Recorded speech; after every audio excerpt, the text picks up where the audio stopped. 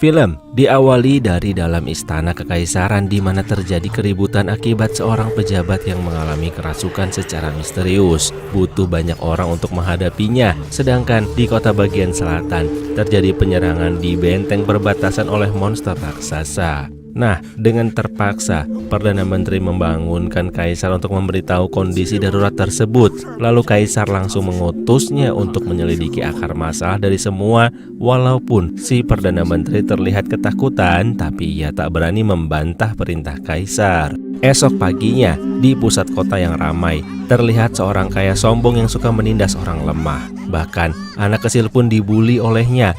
Belum puas sampai situ, pengemis yang lewat pun dipukuli oleh anak buahnya hingga akhirnya datanglah seorang pengemis lain yang meminta-minta dengan polos bernama Su-chan. Bukannya diberi uang, justru menyuruh anak buahnya untuk memukuli, tapi siapa sangka tak perlu waktu lama, satu persatu dihantam hanya dengan kekuatan fisik saja, bahkan sedikit pun tenaga dalam belum dikeluarkan, hingga justru si orang kaya sombong memberi sekantung koin emas. Su-chan pun menuju markas para pengemis, dan ternyata Su-chan adalah ketua geng pengemis yang sangat diidolakan karena suka membela kebenaran. Tapi ternyata ia takut pada istrinya. Terbukti saat ia masuk dengan tidak sopan, sang istri langsung menghukumnya karena saat itu pula sedang ada kunjungan dari Perdana Menteri Kaisar yang tanpa basa-basi meminta bantuan pada Su-chan yang dikenal sebagai pahlawan masyarakat. Mulai dari masalah kerasukan sampai misteri raksasa yang menyerang kota selatan diberitahu pada Su-chan. Mendengar hal itu, Su-chan semangat untuk menghadapinya. Tapi saking semangatnya, ia tak melihat pembatas pintu yang cukup tinggi. Dan singkat cerita, Su-chan dan Perdana Menteri mulai melakukan investigasi. Siang malam mereka berkeliling hingga sampailah pada suatu tempat di mana terjadi keributan yang disebabkan oleh seorang yang kerasukan. Su-chan langsung melawan dengan bercanda dan tak serius hingga akhirnya pembuat onar berhasil dilumpuhkan.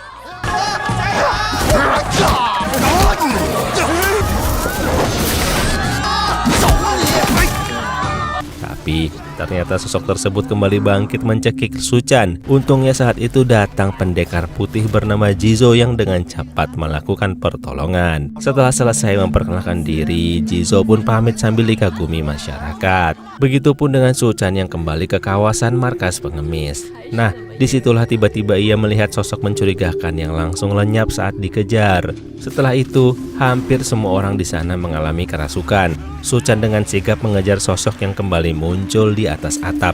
Setelah terkejar, mereka pun bertarung, tapi sosok tersebut kembali lolos dengan cepat. Su-chan lalu berniat kembali. Untungnya, sang istri bisa bertarung dan juga saat itu Jizo kembali datang untuk menolong.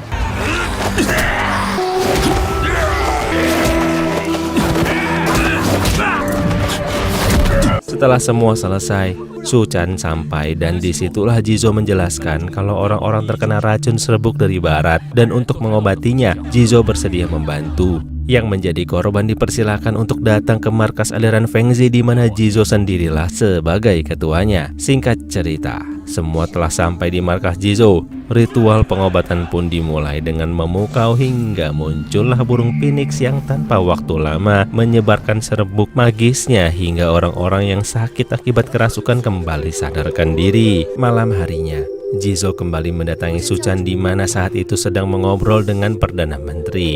Namun, yang mengejutkan adalah tiba-tiba Jizo berlutut sambil meminta bantuan pada Su-chan untuk membantunya menangkap adik seperguruan yang mahir menggunakan sihir dan telah mengkhianati perguruan. Parahnya lagi, adik seperguruannya mampu memasuki pikiran manusia hingga membuat orang-orang seperti kerasukan. Semua mengira Su-chan akan membantu, tapi justru ia mengusir Jizo tanpa kasihan. Singkat cerita, keesokan siangnya, orang kaya tersebut mulai berulah lagi di tengah kota. Su-chan ingin membantu tapi tiba-tiba Jizo datang menolong terlebih dahulu hingga masyarakat semakin mengenal dan mengidolakannya sebagai ketua aliran Fengzi. So dengan demikian, pada malam harinya, Su-chan berubah pikiran dan bersedia membantu Jizo untuk menangkap sang adik seperguruan. Dan telah direncanakan bahwa Perdana Menteri menyamar sebagai Su-chan yang akan memimpin doa malam itu.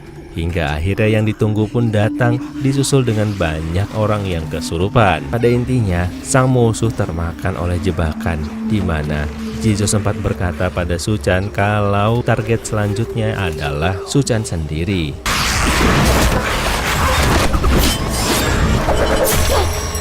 Dan akhirnya musuh yang selama ini dicari tumbang. Lalu Suchan dan Jizo yang dipimpin oleh Perdana Menteri melapor pada Kaisar atas keberhasilan mereka membasmi teror. Tentunya saat itu Kaisar menjadi semakin percaya dengan Jizo karena dari perawakan dan rumor yang beredar tentang kebaikan dan kesaktian Jizo. So dengan demikian, Jizo pun ditahan oleh Kaisar untuk diajak mengobrol, sedangkan yang lainnya dipersilahkan pergi. Esok paginya mulai terlihat serikat pengemis yang mulai kehilangan simpati dari masyarakat. Sedangkan sebaliknya, anggota aliran Fengzi terlihat banyak mendapat perhatian dan donasi dari masyarakat. Suchan merasa ada yang aneh hingga singkat cerita di malam hari, Suchan didatangi oleh Perdana Menteri karena ada hal penting yang harus dibicarakan. Mereka pun jalan berdua, tapi siapa sangka di depan Suchan bukanlah Perdana Menteri yang asli, melainkan Jizo yang akhirnya membuka siapa dirinya sebenarnya. Jizo ternyata selama ini menyimpan dendam pada ayah Suchan yang telah berhasil mengalahkan perguruan Fengzi di ujian bela diri 10 tahun lalu hingga gagal mendapat pengakuan Kaisar. Dan terungkaplah sudah bahwa selama ini yang menyihir alias memanipulasi pikiran orang-orang menjadi buas adalah Jizo sendiri. Malam ini Jizo pun bertekad ingin membunuh Suchan agar ia dapat menguasai kota dan menyingkirkan serikat pengemis. Pertarungan di malam sunyi pun tak dapat dihindarkan lagi.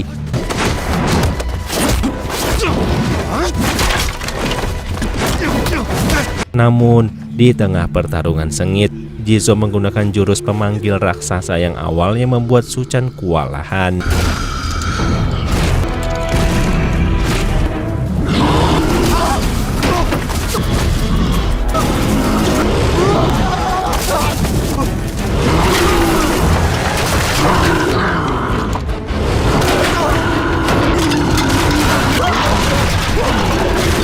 Hingga memaksanya mengeluarkan jurus tapak 3 naga emas.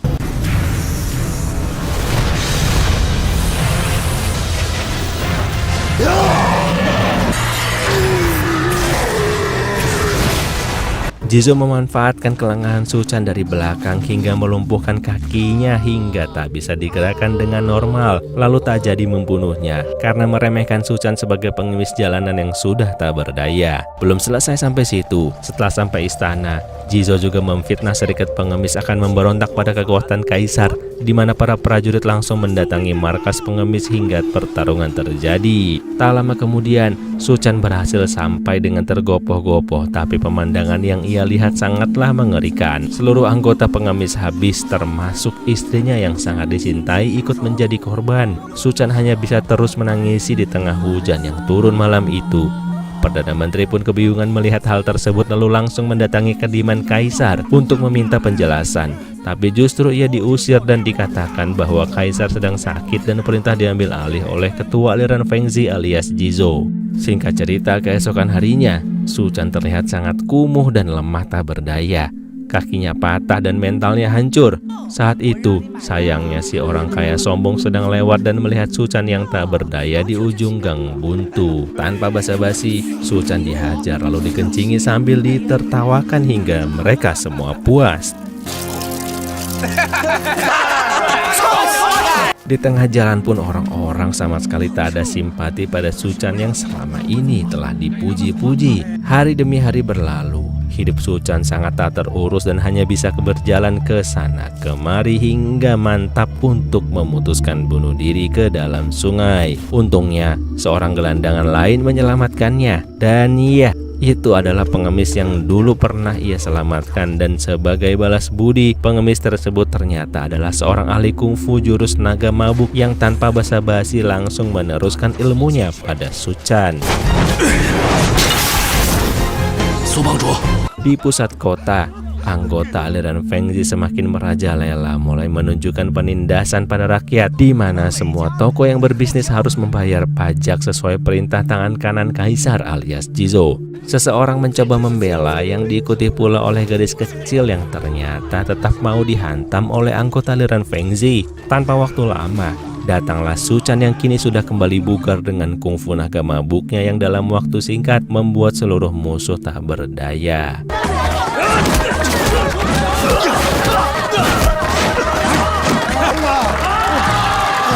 Su-chan langsung bergegas ke markas Jizo untuk balas dendam. Sementara itu, di markas aliran Fengzi, Kaisar diundang sebagai tamu kehormatan, namun rupanya disitulah Jizo mulai menunjukkan sifat aslinya, lalu menyatakan pada Kaisar bahwa posisi Kaisar akan segera ia ambil. Kaisar hanya bisa pasrah saat keadaan Kaisar makin kritis dalam genggaman Jizo. Akhirnya Su-chan sampai di mana pertarungan langsung terjadi.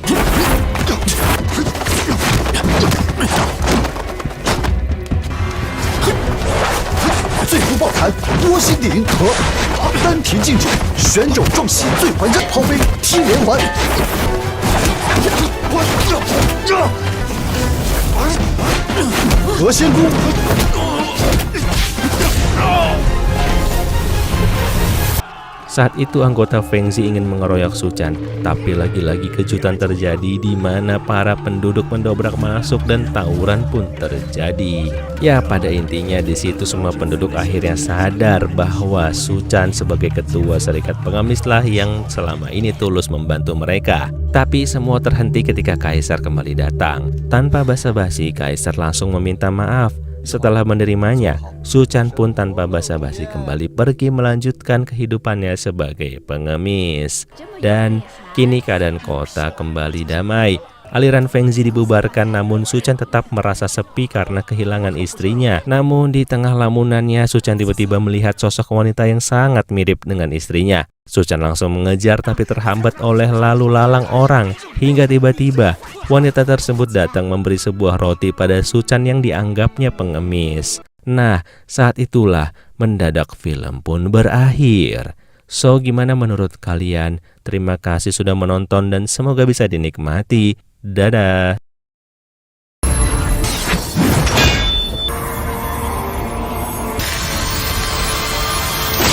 Film dimulai dengan perang surgawi di langit antara para dewa dan iblis dari 6 alam. Perang tersebut menyebabkan ribuan korban berjatuhan yang berujung dengan mundurnya para dewa dan iblis untuk menyelamatkan diri masing-masing. Nah, setelah perang berakhir, para ketua spiritual tertinggi dari golongan dewa bersatu untuk mengumpulkan roh para pendekar langit yang telah gugur untuk disatukan menjadi seorang dewa perang terkuat yang jika tiba saatnya nanti akan kembali melawan serangan para iblis. Dan singkat cerita, ribuan tahun telah berlalu. Seorang petapa langit yang sakti terlihat sedang menunggu sesuatu dan akhirnya setelah sekian lama, tiba-tiba muncullah tanda-tanda alam luar biasa lalu bangkit seorang pemuda bernama Chen Chen dengan aura keemasan yang berkilau. Nah, terjadilah komunikasi antara keduanya, namun rupanya hal itu tak berjalan mulus hingga terjadilah pertarungan antara keduanya.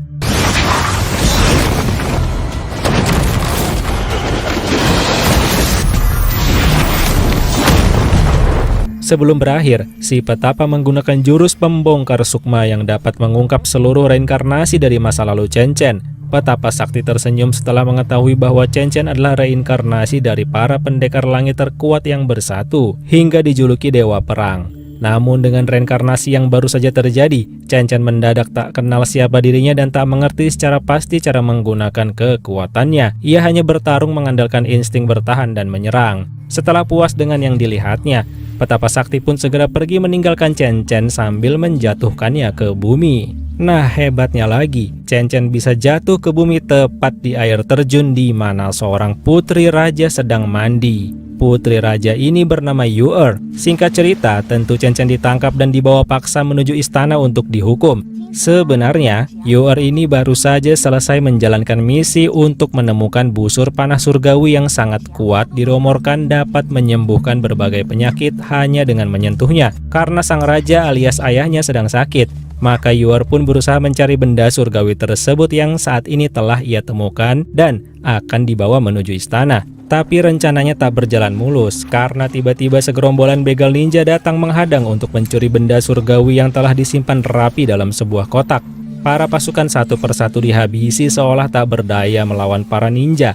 Saat kondisi makin terpojok, Chen Chen tiba-tiba tak kuasa menahan tubuhnya yang bergerak sendiri. bertepatan dengan busur panah surgawi yang langsung mendatanginya. Auranya saja mampu mementalkan para musuh, lalu Chen Chen segera menembakkan panah sihir ke arah pimpinan begal. Pada akhirnya para begal mundur daripada harus mati di tempat. Namun Chen Chen setelah itu seketika pingsan akibat belum mampu mengendalikan kekuatan besar dalam dirinya.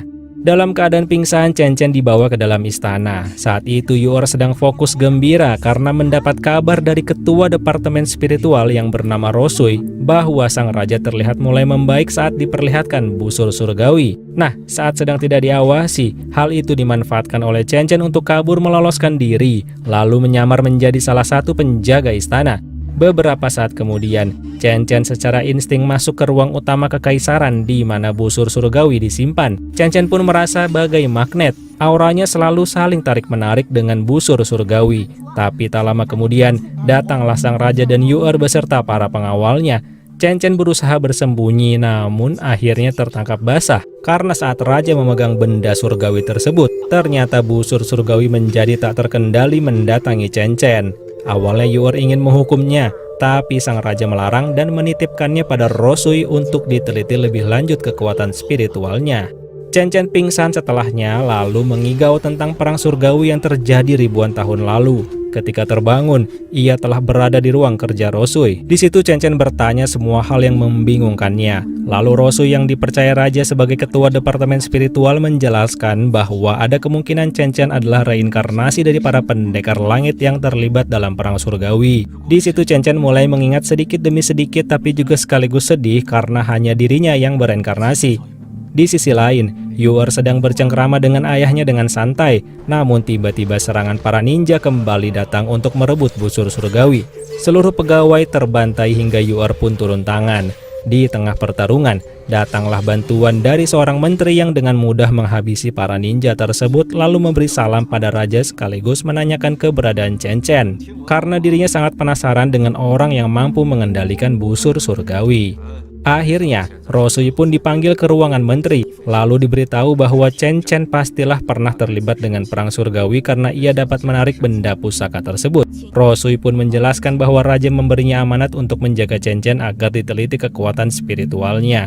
Selain itu, tanpa diduga, sang menteri juga kembali membicarakan rencana pernikahan antara Rosui dan anaknya yang akan segera diadakan esok hari. Walaupun terpaksa dan tidak menyukainya, Rosui tetap menurut karena ingin balas budi kepada menteri yang selama ini telah membantunya setelah Rosui menjadi yatim piatu. So, singkat cerita pernikahan pun dilaksanakan. Dan saat hampir sah menjadi suami istri, tiba-tiba tanpa diduga datanglah Chen Chen yang menerobos dengan gagahnya. Di situ Chen Chen dengan tegas berkata bahwa Rosui jelas tak menyukai pernikahan ini dan jangan dipaksakan. Tentu si anak menteri mengamuk namun jelas bukan tandingan Chen Chen yang memiliki kekuatan surgawi. Hingga akhirnya sang menteri pun turun tangan langsung untuk menghajar Chen Chen.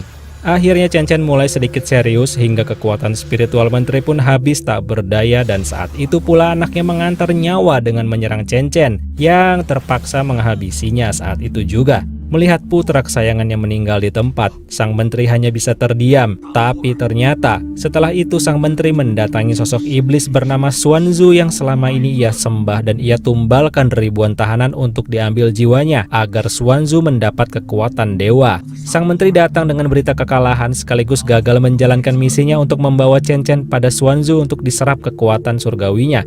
Oleh karena itu, tanpa waktu lama sang menteri pun segera dihabisi alias diserap seluruh kekuatan spiritualnya hingga tak bernyawa lagi.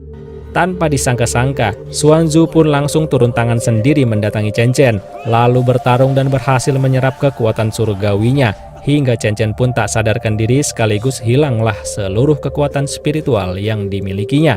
Singkat cerita, keesokan harinya saat sang raja sedang mengadakan upacara pemberkatan bagi seluruh negeri, mereka dikejutkan dengan kedatangan iblis Xuanzu beserta anak buahnya yang langsung merapalkan mantra dengan cepat dalam skala besar. Setelah itu, tanpa waktu lama, mantra tersebut menyerap seluruh kekuatan spiritual para pasukan penjaga termasuk sang raja. Yu'er berusaha bertahan dan menyerang, tapi apa daya kekuatannya kalah telak hingga datanglah Chen Chen yang tetap berusaha melawan walaupun kekuatan spiritualnya tidak ada. Bantuan dari Rosui pun diberikan tapi tetap tak cukup untuk mengalahkan sang iblis yang telah memperoleh kekuatan surgawi.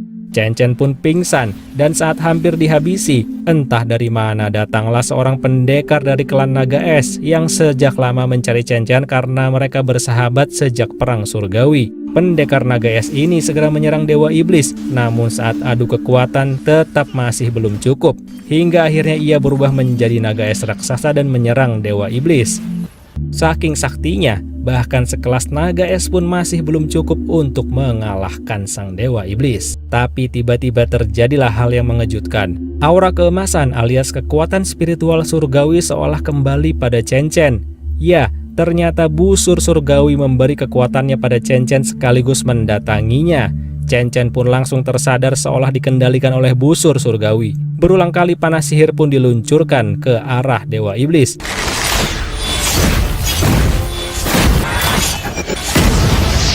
Pendekar naga pun ikut kembali membantu. Melihat hal itu, Dewa Iblis pun segera mengeluarkan wujud aslinya.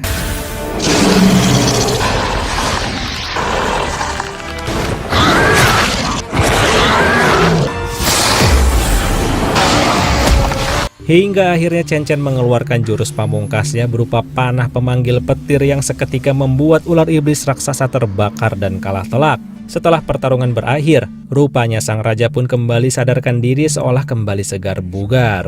Dan singkat cerita, keesokan harinya kerajaan telah kembali damai sentosa.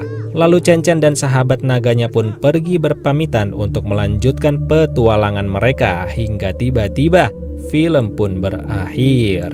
So, gimana menurut kalian? Terima kasih udah menonton dan semoga bisa dinikmati ya. Bye!